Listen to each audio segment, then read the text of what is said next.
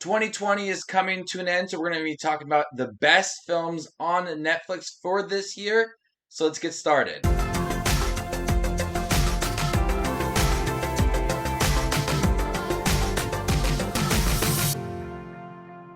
2020 is slowly coming to an end, and it's been a really great year on Netflix from all the new series to all the new movies, and I've watched so many things on Netflix. It is a bit ridiculous how much I actually watched this year. But with the pandemic, I just had the time to watch a lot more than I usually do. And so now I have a list for the top 10 best Netflix films of 2020. A lot of these will actually end up being in my top 10 list for the end of the year. So there's a few of them that I've really did enjoy, but just did not quite crack the top 10. So I have a few honorable mentions. And on a side note, there is a film that I did see this year that is not released on Netflix till next year, and that is Pieces of a Woman. So it will not be on this list. Honorable mentions for this year do include Rebecca, Enola Holmes, and All Together Now. Those are films I really did enjoy, and at one point they were in my top 10 list for this year on Netflix, but there's been other great films, so let's talk about them. Coming in at number 10 is The Prom. The Prom is really entertaining. I didn't get a chance to review this for you guys on my channel, but I really loved the film. From Meryl Streep, James Corden, Nicole Kidman, everybody in here was really entertaining. The musical moments were very catchy. A lot of the songs I just fell in love with. But the biggest standout was Jo Ellen Pellman, who played Emma. She has such a good voice. The second I heard her voice, I thought she could play like a Disney princess. It's that good of a voice. But she was really good in the role. I really liked the story too. I felt like it was really impactful and how the community all got together to help this young couple who didn't have a chance to go to prom because of the views that this small town had. The performances were really great. The musical numbers were awesome. Ryan Murphy is a very talented director, and he was able to bring those musical moments to life and create a really inspiring story. Coming in at number 9 is The 40-Year-Old Version. This film starred Rada Blank, who also wrote the film and also directed it. This is shot in black and white about a playwright who thinks the only way she can salvage her voice as an artist is to become a rapper at the age of 40. This was a really interesting film. I think Rada Blank is really talented. She directed this film very well. The script is very tight, and she is a great actress in the movie as well. She's really funny. She's fierce. She's independent, and I really like that about this movie is she's trying new things. She wants to be a rapper. She's actually really good at it too. Like I listened to rap a lot, and I was really interested in hearing her. And so I kind of liked all the different aspects of the movie, the playwright part of it, and her on stage, and also her rapping career as well. I thought it was all really interesting. Coming in at number 8 is Ma Rainey's Black Bottom. This was Chadwick Boseman's last film, and he did deliver on this movie. A really emotional performance. Viola Davis is great in the movie as well. This movie has a chance to really sweep the Oscars in the performance category, and I could see it being nominated for Best Picture as well.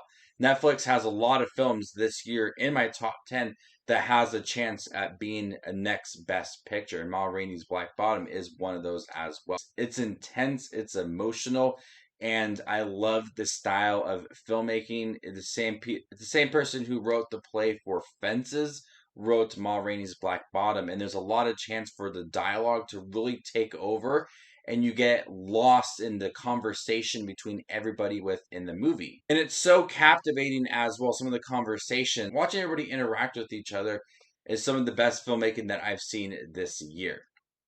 Coming in at number 7 is The Five Bloods. This is another film that starred Chadwick Boseman, and his performance was brief in the movie, but really integral to the story. And this is a Spike Lee joint, and Spike Lee is a great director. This is one of my favorite films that he has directed. It was a lengthy film, but it was a film that I honestly think needed that runtime because you got to know the characters, these friends who got together, and you get to see their past as well and current time. There is some really heavy action scenes at the end that are filmed very well, but the personal touch to it with these characters and their bond was easily the strongest part of the movie. And when we did get some emotional moments, you felt connected to these characters, and watching it was very heartbreaking because of the journey that we've been on with these characters was something that was very solid.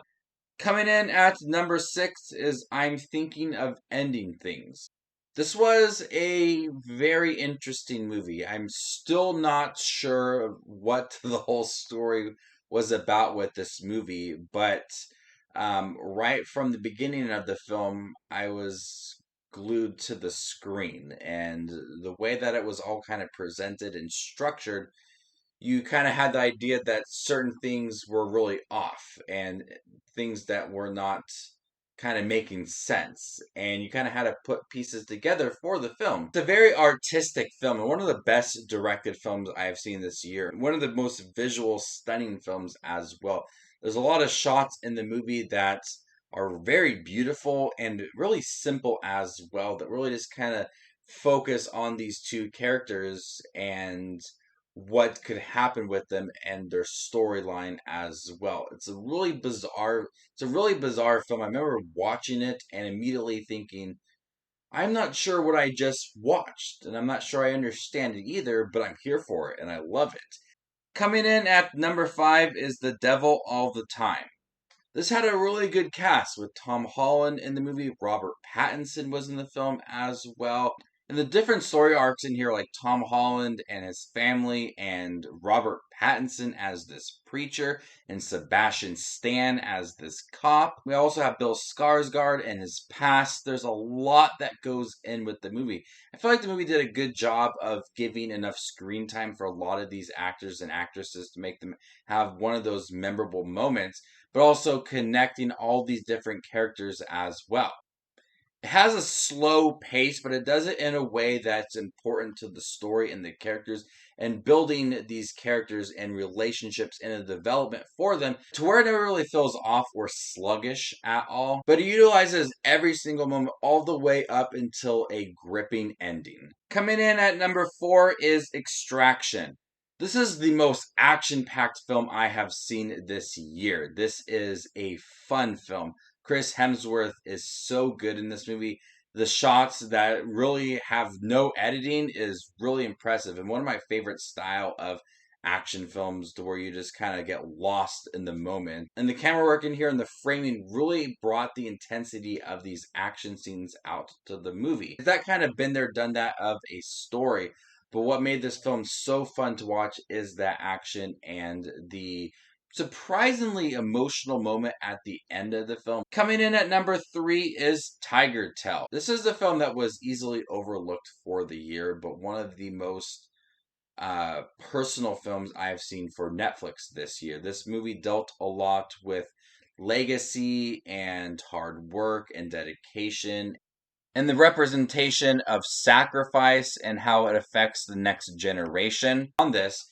And this father who came over to America sacrificed a lot in this movie, and he worked hard for several years, but it affected his relationship with his wife and his children, and showed that in the movie from when he was young and when he was much older, and how his relationship was affected by all the hard work and the sacrifice, and how he was not able to connect with his daughter.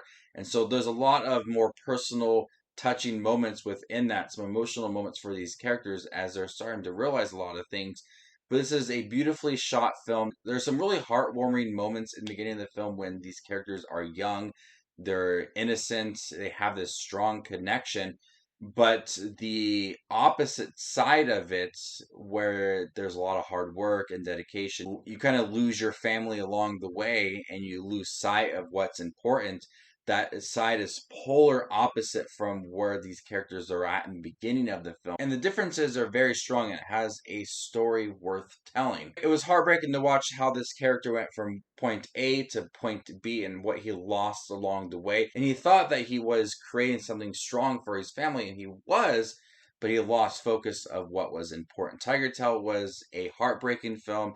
It was emotional, but it was also heartwarming as well. Kind of a mixture of everything. And one of my favorite films of this year. Coming in at number 2 is Mink. The newest David Fincher directed film was really good. Not my favorite David Fincher film. I love the story that was presented for this. Citizen Kane is a really big movie, considerable to be one of the best films. And watching how it was kind of written was interesting, and how he wrote this film from his bedside, but had everything else previously leading up to it with different characters in the film, like Amanda Seyfried in the movie. This movie is heavy on the dialogue and is classic David Fincher, and it's directed so well. We have Gary Oldman in the film as Mink, and he's so good.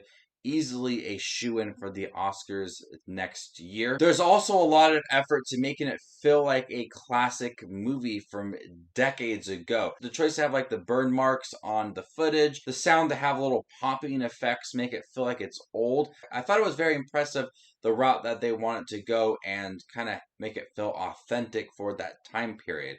And so not only is this a really interesting movie with some great acting and a story that I found to be really captivating, the amount to make it look like a classic film, I also did love. But my favorite Netflix film of 2020 goes to The Trial of the Chicago 7. The film starred Sacha Baron Cohen, Eddie Redmayne, Jeremy Strong, Mark Rylance, and was directed and written by Aaron Sorkin. This is a suspenseful court drama that has all the right elements for it. The courtroom sequences and everything leading up to it, everybody protesting, and why this case was so important in the 60s and what it meant for everybody in the case. It's painted as the 60s era anti-war activists as heroes who were going up against something much bigger than them, and the dedication and determination from them was a strong point within the movie. The courtroom drama sequences were intense, and you wanted to see how it was all going to unfold if you didn't know anything about this case. The performances are really good. Aaron Sorkin is a really talented writer, and he's also a really good director, directing this and Molly's Game from a few years ago. But he is a writer that has a lot of dialogue in his movies, and he writes it as a way that's really snappy and intense as well. To kind of where you get lost in the conversations and you're just finding everything to be really gripping. Right in my list, The Trial of the Chicago 7 was an easy pick for me as my favorite film of the year. There's been a lot of great films for Netflix for this year, but this one stands out as the best. So there you guys have it, my favorite Netflix films of 2020. What are the best films that you saw on Netflix this year? And stay tuned for more up and coming best lists of the year. I got one for Disney Plus movies, as well for the big one, best movies of 2020. So stick around for those up and coming videos. You guys are the best as always. My name is Just Watches Movies, and you guys stay classy, YouTube.